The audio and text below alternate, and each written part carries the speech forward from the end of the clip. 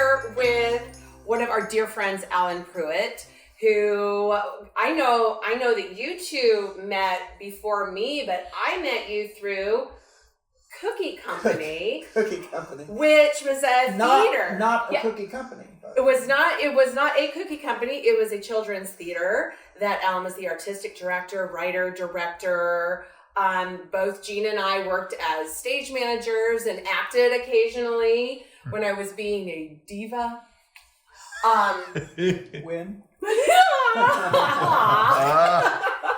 But we would hand out cookies and milk to all the children that would come watch the show. So I think it's very fitting that we're doing a little thing on, and we have cookies and milk. Well, and my love of cookies started as a child, and so Cookie Company was called Cookie Company for a reason. Because I didn't even put that all together. Because as a child, I knew it was this great little treat and always sharing them with friends. Yeah. And so the idea of children coming to the theater and getting a cookie. Yes. And originally, Tom Oldendick, who was at the theater when I was hired to do this, wanted the cookies. They wanted the cookies and milk in a bag as the kids came in, and they gave them the bags of the milk and the cookies and thing, and the show's going on, and the kids are rattling the bags, and the milk is spilling, and the cookies, and they're eating the cookies, and it's like, that's not working. And I said, so here's what I want to do. I want to do the cookies and milk after the show. Yeah. So it's like a reception. Yeah. And they get to talk to the actors about what it's like to be on stage. Yeah. And they get to meet the characters in the show. And they're sharing cookies and milk. It was such a good time. Yeah, and it was such a childhood thing to do. And what I also knew was that what kids would do is say, I want to go to that place where they give you the cookies. Yes. So the parents would know which theater they needed to go to. Yes. Yeah. So anyway, some fun. So that was the cookie. That was the Cookie Company, and for a while, actually, I had volunteers who were actually making homemade cookies. We got so popular, we found out that's not back working. when you could do that. And then I went to Keebler, and I was able to secure donations for a long time of packaged cookies because of that. Well, we did put on gloves and hand them out for a while. I remember that. And then eventually we got to packaged cookies, and then Grandma's Cookies stepped in, and they wanted to be they wanted to be a sponsor of Cookie Company, and so they were a sponsor, and so we got Grandma's Cookies for a while. Oh, the peanut butter ones. And so anyway, that was the story behind Cookie Company. But cookies were always a favorite of mine, and here we are. Just a few years later. Yeah. Just a few. But we were talking about, like, both of us have in common that we loved baking when we were kids. And what we had talked about is bringing something, a baked good from our childhood, that nostalgia. Mm-hmm. I know I started off as a kid. I had one of those easy bake ovens. Did you have one of those? Mm-hmm. Do you know? Oh my God. I knew what they were. Oh, they were so cool. They were like about this big, and you get the little cake mixes. They had a light bulb. Yeah. It would go, if I remember, it was like a little conveyor belt. It would go through and it was done. It would just come right back out in these little cakes. And I would sit in my bedroom and I'd make little cakes. And it was the cutest thing. I loved it so much. And it ignited this, I must bake. And my mother loved to bake. And both of my grandmothers were from Iowa. And it was just, you would always have baked goods in the house because people would just pop in. And so I always remember wherever I went, there was either I want to say vanilla cupcakes, chocolate chip cookies, or the cookie that I make today, which I'll get to. But you were telling me about your grandmother, and your mother kind of gave you a love for baking. I would love to say that my grandmother was a wonderful baker and a cook, but she wasn't. My grandmother was Native American, and so if you wanted to do something in a Dutch oven, either in the oven or over a flame, I mean, she very rudimentary cooking for her, so baking wasn't her thing, although I knew and learned very early on how to make her biscuits. So she did make great biscuits. Man. That was about the only thing she could bake. But my mother, she loved to bake, and where she got it, because this was my mother's mother, my grandmother, who couldn't teach her really how to bake. So my mom, I don't know where she learned to do it, but she loved to do it. And so she would bake, and it was how I got to spend quality time with Mom. Yeah. In the kitchen. And it was also, I was fascinated with the process. I love the fact that you dump this and you dump this and you dump this and then you got this. Yes. And so I worked with my mom a lot doing that. Now, she also encouraged it because my mother tells a story. She had a lot of operations and was in the hospital a lot, and she was afraid that she would go in and not come out, and she would leave my brother and I had an older brother, 3 years older, and would leave my brother and I, and she wanted to make sure we could fend for ourselves. So she very early on taught us how to cook, how to bake, how to wash our clothes, how to iron. Wow. She says that that's the reason. It may have been because it freed her up from having to do that for us. Now we know. But I have to tell you, Smart I lady. was so blessed. I felt so blessed my whole life because I could take care of myself. When I went to college, I found out they don't even know how to do their laundry. These people, I was an RA in the dormitories, and it was sort of like, well, you do this, and you don't want to put this with that. Yeah. Anyway, so that's I learned to bake really from my mom. Yeah. And the day that I feel like I became a baker was the day that I asked Mom for oatmeal cookies, and we didn't have any, and she told me, well, go make them yourself. You know how to do it, go make them yourself. And I said, okay, I will. And I made them, and they were better than hers. And she admitted it, and she says, okay, well, and after that, I became the family baker. I love that. Also, the family candy maker. At Christmas, I could make the fudge. Somehow, it would always turn out, and it was always the best fudge everyone ever had. So I have to try that sometime. yeah. So anyway, that's and I loved it too because I think I was sharing with you. It's how I learned my fractions. Yes. And I know you said that you use that in classroom. My teachers, I don't remember my teachers ever doing that, but I learned that at home. It's how, I learned. It's the most practical use of fractions, right? The science of baking is what Yeah. people don't, you just throw it, just throw it all in the bowl. No, there's steps and there are things that schools, you need a kitchen. You need a kitchen in the schools. I'm just saying. Good. With all that money floating around for education. Yeah.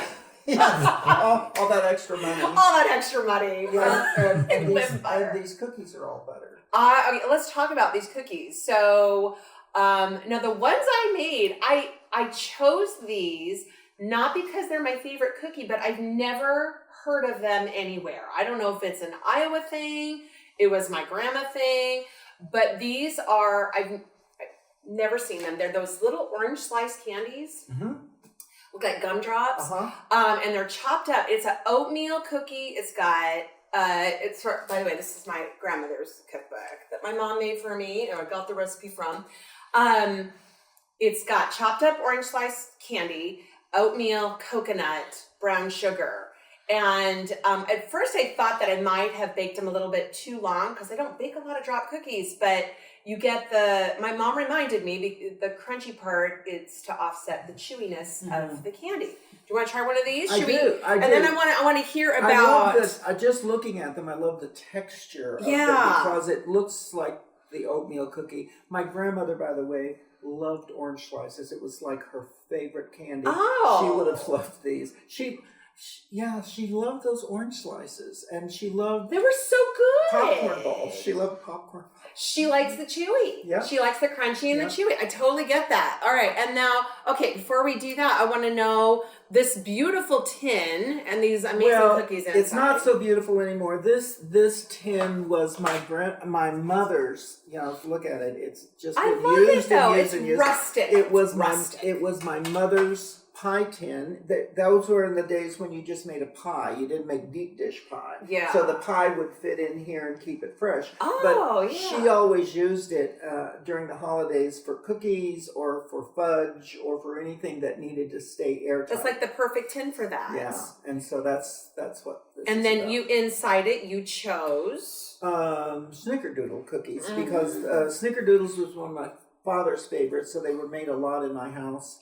And later in life, I had a partner who loved snickerdoodle cookies, and so I made them all the time. So I decided that was something that, although I as I share, I was surprised. It's so like, okay, is this the one that I put in the icebox and let sit before I roll it, or is this the one? Because I don't make them anymore because watching my figure, and I don't eat cookies anymore. So now it's a treat. And now I had to partner Ryan up with some almond milk. Are you sure you don't want milk with your cookies? And I have coffee.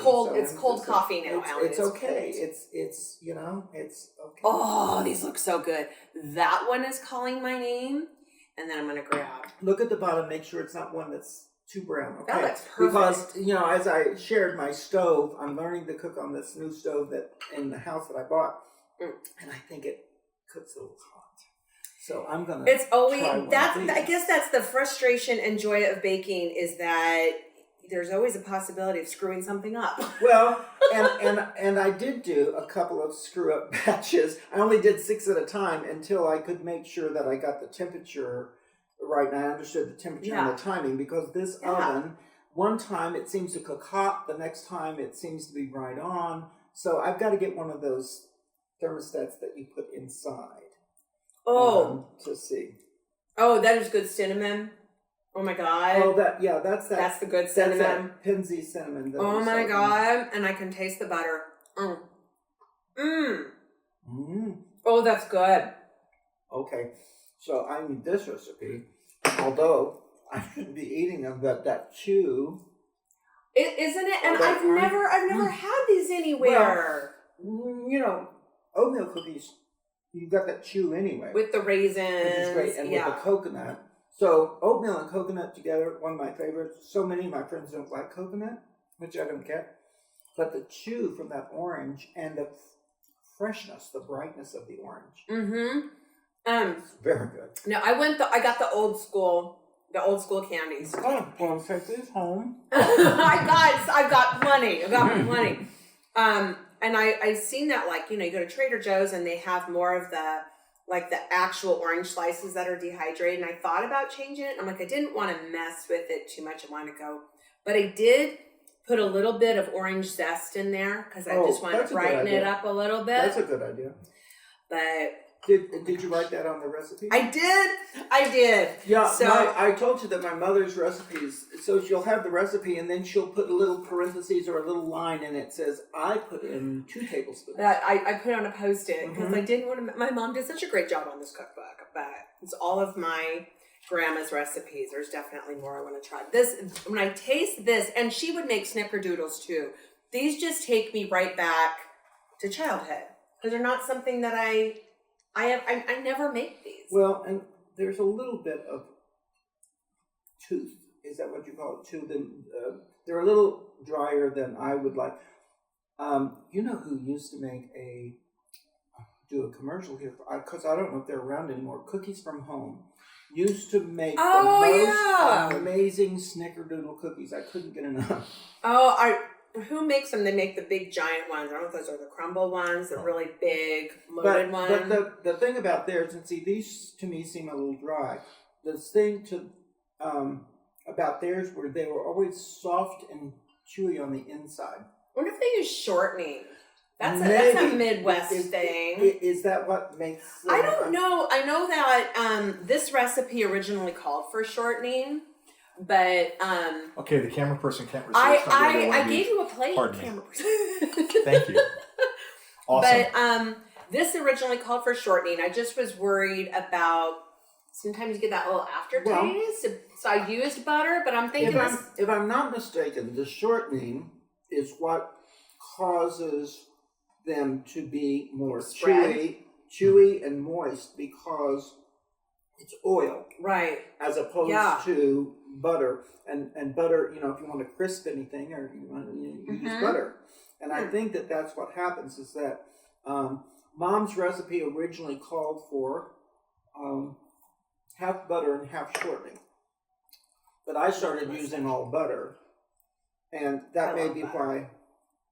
But I like the flavor because I can taste the butter. But it would be interesting. Ooh, I hear another video coming. We'll have to do a test between all butter or shortening. Yeah, that'd be it. Actually, I'd love That'd be that. a pie thing, maybe a crust. I think that